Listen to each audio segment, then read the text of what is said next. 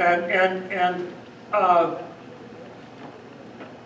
it's interesting that Revelation and all its symbols and all its words, and the idea, if you never believed in the number 7, and you never realized it's a number of completion, it's complete in a perfect type number. I think I got it right, but the number 7, it appears 42 times in Revelations. And it's bringing us to perfection. It's bringing us to a perfect God. And Israel needs to be brought back. Okay, we had the ancient Israelites. You remember Daniel's prophecies about Babylon, and then Alexander the Great, and then Rome? That was the ancient Israelites.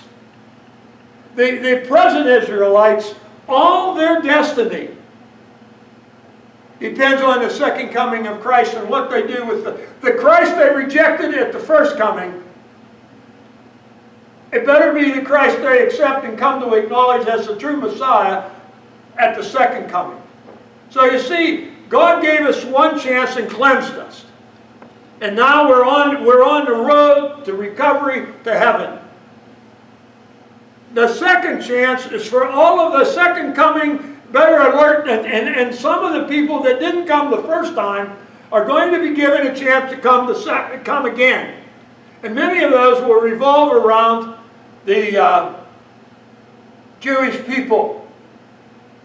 And you know what? He's coming back when all the people of the world has had a chance to hear something about the gospel, so that no one can stand before him and say, I never heard God, I never had a chance, how could you condemn me? God would not do that. Now that is one thing the love of God will cover. Okay? It covers that. But the Son of Man took a piece of wood and carved on it these words. This represents Judah. Now remember, Judah was not conquered, the northern kingdom, and its allied tribes. This was back in the Old Testament and in Daniel's prophecy, remember now. And this was before Daniel's prophecy. Then take another piece and carve these words on it. This represents Ephraim and the northern tribes of Israel. Now hold them together in your hand as if they were one piece of wood. Now you could do that this way, you could do that this way. I guess this would be the best way, wouldn't it? Vertical.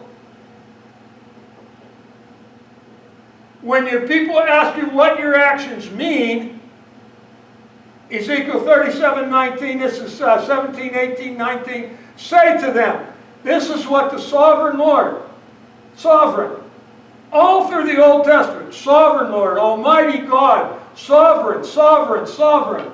This God used to be our sovereign God in this country, our sovereign Lord, our sovereign Master.